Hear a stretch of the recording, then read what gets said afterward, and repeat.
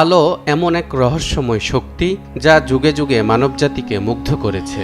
এটি পৃথিবীর এমন এক গুরুত্বপূর্ণ উপাদান যাকে ছাড়া আমাদের দৈনন্দিন জীবন কল্পনাও করতে পারি না। দিনে কিংবা রাতে, ঘরে কিংবা বাইরে, পড়ালেখায় কিংবা খেলাধুলায়, মসজিদে কিংবা মাদ্রাসায়, সবখানে শুধু আলো আর আলো। কিন্তু আলোর গভীর রহস্যের কথা কি কখনো আমরা চিন্তা করে দেখেছি? আজকের আধুনিক বিজ্ঞানীরা যখন আলোর তত্ত্ব নিয়ে গবেষণা করেন, তখন তারা এর বিভিন্ন গতি প্রকৃতি বের করতে সমর্থ হন। কিন্তু এই আলোর তত্ত্ব যে আজ থেকে 1400 বছর আগে কোরআনে বর্ণিত হয়েছে, তার খবর আমরা কয়জন জানি? আলো এক ধরনের শক্তি বা বাহ্যিক কারণ যা চোখে প্রবেশ করে দর্শনের অনুভূতি জন্মায়। আলো বস্তুকে দৃশ্যমান করে, কিন্তু এটি নিজে অদৃশ্য। সে কারণে আমরা আলোকে দেখতে পাই না, কিন্তু আলোকিত বস্তুকে দেখি। দীপ্তমান বস্তু থেকে আলো কিভাবে আমাদের চোখে আসে তা ব্যাখ্যার জন্য বিজ্ঞানীরা এ পর্যন্ত 4টি তত্ত্ব প্রদান করেছেন। 1. স্যার আইজাক নিউটনের কণা তত্ত্ব বা কর্পাসকুলার থিওরি। 2. বিজ্ঞানী হাইগেনের তরঙ্গ তত্ত্ব বা ওয়েভ থিওরি। 3. ম্যাক্সওয়েলের তড়িৎচৌম্বক তত্ত্ব বা ইলেকট্রোম্যাগনেটিক থিওরি। 4. ম্যাক্স প্ল্যাঙ্কের কোয়ান্টাম তত্ত্ব বা কোয়ান্টাম থিওরি। আলোর কোয়ান্টাম তত্ত্ব আবিষ্কারের জন্য আইনস্টাইনকে 1921 সালে নোবেল পুরস্কার দেয়া হয়।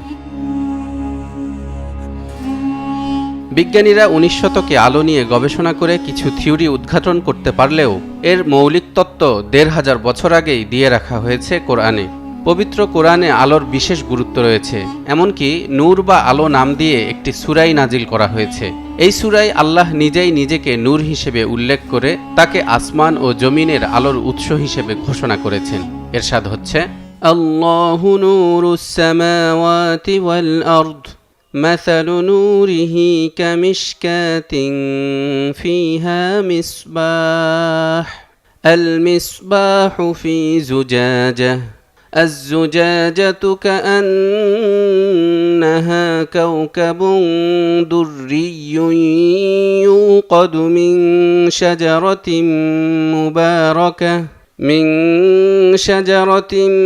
مباركة زيتونة لا شرقية ولا غربية يكاد زيتها يضيء ولو لم تمسسه نور من شجرة مباركة زيتونة لا شرقية ولا غربية يكاد زيتها يضيء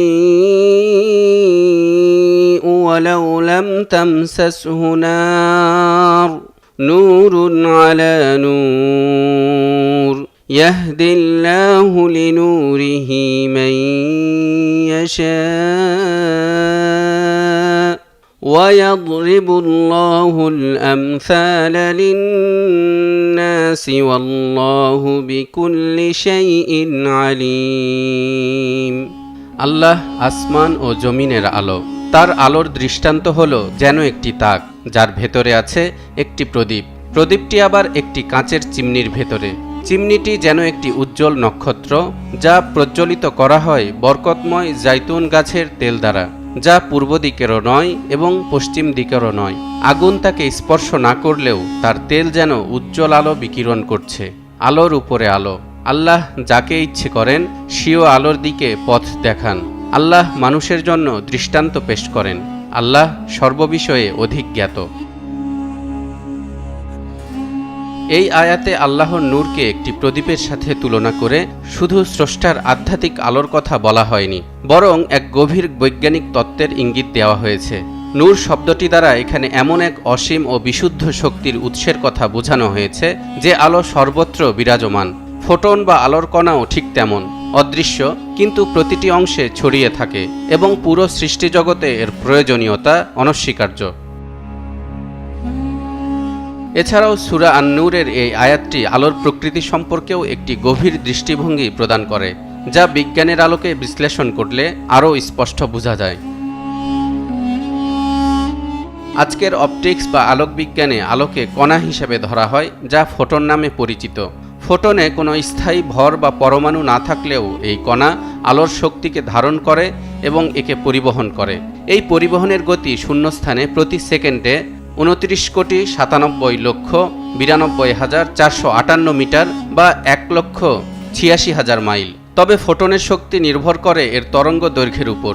সাধারণভাবে বলতে গেলে ফোটন গতি এবং শক্তি নিয়ে আলোর বিভিন্ন ধরনের ব্যবহার এবং প্রবাহ সৃষ্টি করে। এমনকি কোরআনে আলোর গুণগত মানের বিষয়টিও তুলে ধরা হয়েছে। আল্লাহ বলেন, হুয়াল্লাযী জাআলাশ শামসা দিয়াআন ওয়াল কমারা নূরা।